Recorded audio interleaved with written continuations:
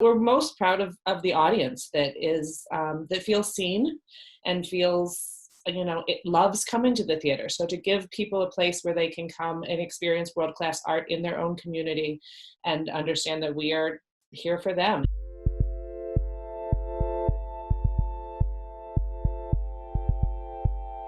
Have I wasted my life? You're 17, Goose. In the career of my soul, how many times have I turned from wonder? How many moments of grace have I left unnoticed? How much love have I left unsaid? All right, joining me now, the three producing artistic directors of the Detroit Public Theater, Sarah Winkler, Sarah Claire Corporandi, and Courtney Burkett. Ladies, it's great to see you. It is Thank great. you for having us. It's so good to see you. You must be all missing your crew, your theater, your actors. Courtney, what has this been like so far? I think we miss the artists a lot, but we really miss the audience. It's really hard to not have the opportunity to invite people in and gather and tell these stories and have these profound experiences that people have in the theater. This kind of exploration of our shared humanity is what we try to really do. And just to know that we can't do that right now. And we don't know exactly when we're going to be able to do that again. We had a really exciting spring planned at Detroit Public Theater. We know that we're going to come through this and we will be able to invite people back in, but it's hard to be without. Yeah, and Sarah Claire, I think people are just looking for any kind of shared experience online using technology, listening to people read their poetry, streaming music. What have you been kind of gravitating towards? I've been reading plays solo, but it's always great to peek in and see what's out there. And I think it's a great opportunity for a lot of artists that don't get a lot of visibility to all have a platform to share their work. And so that's been fun to investigate across the nation and the world, really. Yeah, and Sarah, has it been hard to not look ahead and say, oh gosh, we could do that down the road, or start exploring some new things too? It has been, but at the same time, we've been looking down the road. So we have a couple of really exciting ideas for when it is safe to gather again, that will hopefully take into account a new reality and a changed reality. And we're really looking forward to down the road our play Birthday Candles opening on Broadway in the fall. And that really was what the celebration was supposed to be this month. The Birthday Candles, you had the world premiere in spring of 2018, the Detroit Public Theater did, and it was supposed to open this month, right around this time, right on Broadway, starring Deborah Messing. Courtney, let me start with you. Talk to us a little bit about Birthday Candles and everything that kind of ramped up to what the performance was supposed to be this spring. We commissioned Noah Heidel. He is a very accomplished playwright who's had multiple plays produced off Broadway and across the country. He was living in Detroit, and he became a fan of Detroit Public Theater early on and joined our board of directors. And so we commissioned him to write a play. We did a workshop and spent a few weeks with that great company and really developed the play. And then we did the world premiere at Detroit Public Theater in our third season, and Vivian Benesh came in and directed it. And it was just a really beautiful production. I wish you so many beautiful hours. Risk your heart. Find your place in the universe. You do that for me. I promise. And with me now is Vivian Benesh. She is the director of Birthday Candles. Vivian, it's good to see you. How you doing in New York? Lovely to see you, and doing okay. Let's talk about the extraordinary journey of Birthday Candles and how you first came to direct it at the Detroit Public Theater, where it had its world premiere. Well, it goes back even before that in terms of my connection. Sarah Claire Corporandi is and was under my time at the Chautauqua Theater Company. I was the artistic director of the Chautauqua Theater Company, and she was the managing director there before going to Detroit.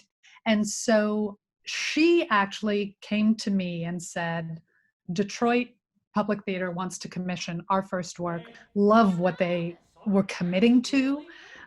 For a young theater like Detroit Public Theater to commit to a new work like that and to seeing it through is rare, and I was honored to be part of that.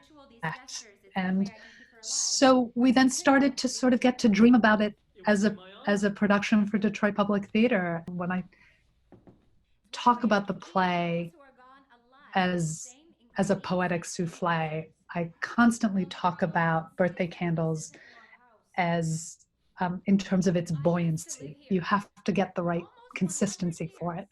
All the recipe metaphors are so apt in it. It is delicate, it is sweet, but it's got savory in it. It's got comedy, it's got tragedy. Then to be able to take it to Broadway and the path that you were able to go on is not an easy one. And it doesn't happen for every playwright, and it doesn't happen for every director. Describe what that experience is, then taking it from the intimacy of the Detroit Public Theater and then bringing it to a larger level. So you're so right. We feel so blessed at every level. Even in this pause right now, there's such belief in the project that it will out to its large debut at whatever point that happens. But believing in the product so much that was created at DPT, we knew, I know Noah and his representation, his agents sort of sent it out broadly, and people unsurprisingly were excited, but we know that that's only the tip of the iceberg. Actually getting to production is so rare. And there's so many things that have to come together. We had the very smart idea when Noah and I were talking.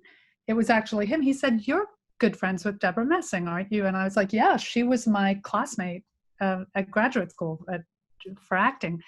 And I literally went, "I can't believe I haven't thought of that. That's brilliant." She is this woman, Ernestine, so I called her up and we had lunch.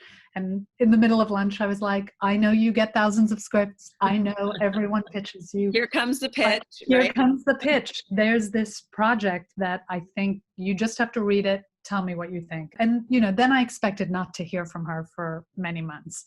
But actually, within a week, she texted me and said, "Oh my God, what a beautiful play. If they'll have me, I'd love to do it." So all of those things sort of fitting together and going in like this, the germ of an idea from an ambitious and gutsy theater company like Detroit Public Theater to Broadway is weird. And I believe this play is going to go on to touch people in every language and become sort of a new classic for us. But that its story and its heart started in Detroit and takes place in Michigan is just like a wonderful detail. Lift my gaze towards the infinite? Not so much. Instead, it's like, will I pass my physics test? Do people think I'm funny, or do they laugh out of pity? All the time, a quiet voice in my mind whispering, "You're not good enough. You're not good enough." You visit Ernestine at many of her birthdays throughout her life.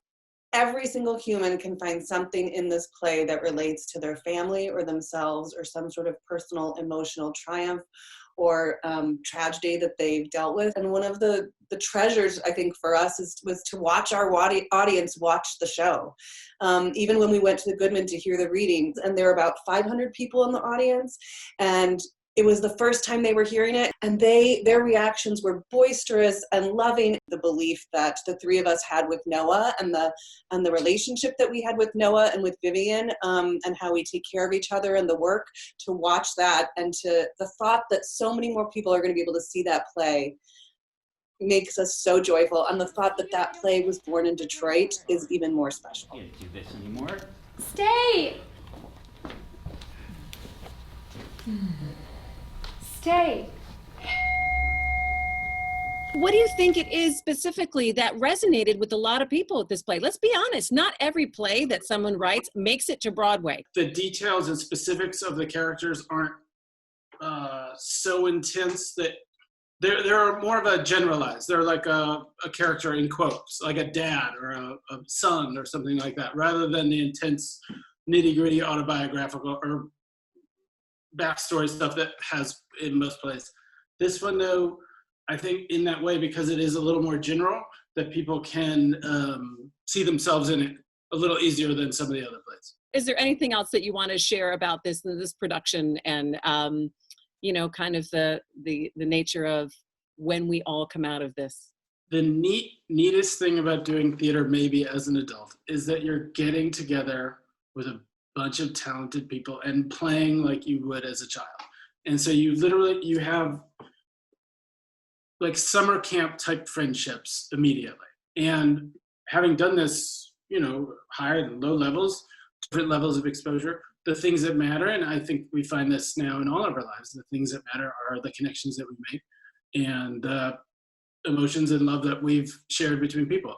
So if this is it, I've gotten to be around my friends, and I've gotten to be and help out Detroit Public Theater, which was my aim in the beginning. So in summary, I have no regrets. I'm denying human nature, huh? I'm confused. That's obvious. I'm not asking you to travel through this world. I'm just asking you to the prom.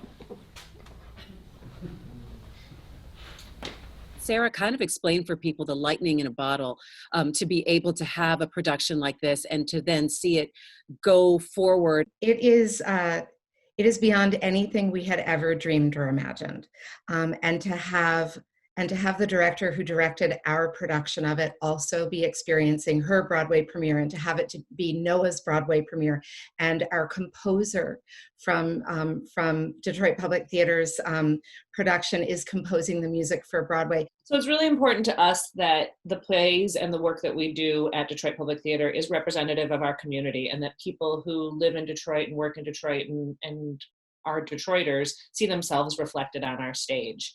To watch all of these beautiful artists around the same piece have the same experience of the pinnacle of theatrical excitement and joy is beyond anything. And just giving artists the opportunity to connect nationally.